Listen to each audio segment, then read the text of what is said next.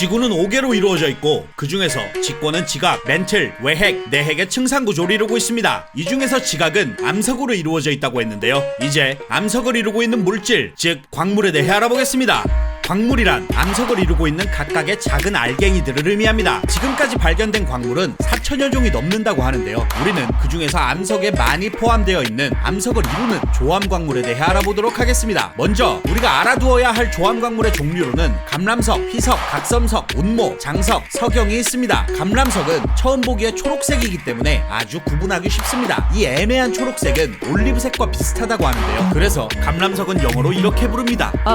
올리브는 한자로 감람이고 그래서 감람석의 이름이 지어진 것이죠. 또한 감람석은 열을 견디는 힘이 강합니다. 지구는 내부로 들어갈수록 온도가 높아지기 때문에 다른 암석들은 다 녹아버리지만 감람석은 버텨서 멘틀에 남아있을 수 있습니다. 또한 감람석은 풍화 침식에 약합니다. 감람석이 지각 위에 있더라도 빨리 풍화되어 버리기 때문에 감람석은 지각보다 멘틀에 더 많이 있습니다. 우리가 살고 있는 지각에서는 희귀하다는 것이죠. 비싸다는 겁니다. 플렉스 해버렸지 뭐야. 감람석은 다른 조암 광물에 비해 그 색이 독특하고 희귀하므로 잘 가공하여 보석으로 쓰기도 하는데요. 잘 가공된 보석 형태의 감람석은 페리도트라고 부릅니다. 8월의 탄생석이죠. 이제 희석과 각섬석에 대해 알아보겠습니다. 육안으로는 서로 잘 구분해내기가 힘든데요. 간단하게 표현하겠습니다. 둘 다 검은색의 조암 광물입니다. 다음으로 운모입니다. 운모는 판 형태로 생긴 납작하게 쪼개지는 광물로 암석에서 반짝반짝거리는 부분이 바로 이 운모입니다. 운모는 검은색의 흑운모, 흰색의 백운모, 금색의 금운모 등이 있습니다. 장석은 가장 흔한 광물 중 하나입니다. 여러가지 색을 띠기도 하지만 대표적인 색은 분홍색입니다. 마지막으로 석영은 장석과 더불어 가장 흔한 광물 중 하나인데요. 대부분 흰색과 투명색을 띱니다. 투명한 석영 중 모양이 아름다운 것들은 보석으로 가공하여 이렇게 부르기도 합니다. 크리스탈.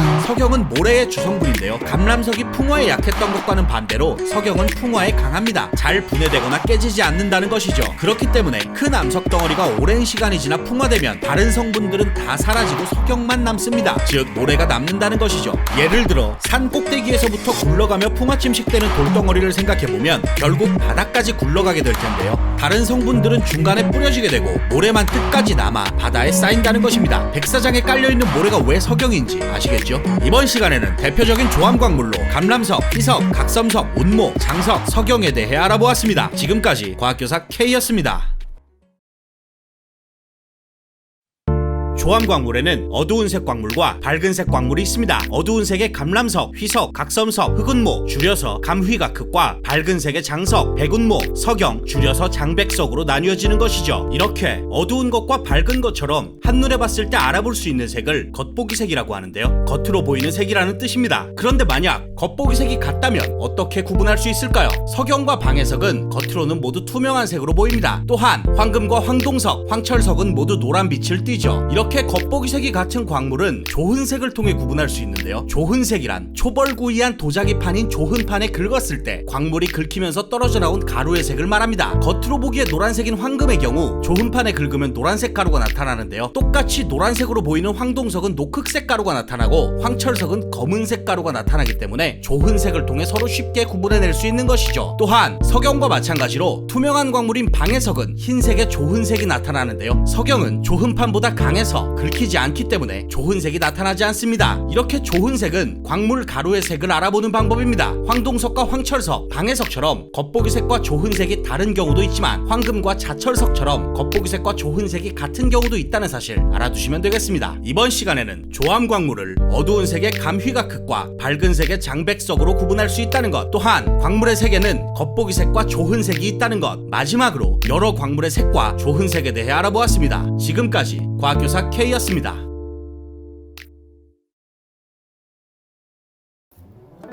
방해석과 석영을 서로 긁으면 방해석에 긁힌 자국이 남습니다. 방해석이 석영보다 더 무르기 때문인데요. 이렇게 광물을 긁었을 때 강한지 약한지 나타내는 정도를 광물의 굵기라고 합니다. 우리가 알고 있는 광물 중 가장 굵기가 큰 광물은 금강석입니다. 다이아몬드라고 하죠. 금강석 다음으로는 강옥이 있는데요. 붉은색의 강옥은 루비, 푸른색의 강옥은 사파이어로 알려져 있습니다. 강옥 다음으로는 황옥이 있습니다. 토파즈로 알려져 있죠. 황옥 다음으로는 우리가 잘 알고 있는 조암 광물인 석영이 있는데요. 석영은 황옥보다는 약하지만 굉장히 굵기가 큰 광물입니다. 따라서 방해석과 같이 굵기가 작은 광물과 긁어보면 방해석에만 자국이 남게 되는 것이죠. 굵기는 긁었을 때 나타나는 특징입니다. 깨지는 것과는 구분할 수 있어야 되는데요. 스마트폰 액정 유리는 뭐만 했다 하면 가슴 아프게도 쉽게 깨져버리지만 사실 그 굵기는 쇠로 된 못이나 동전, 손톱보다 강합니다. Please don't try this at home, school, or anywhere.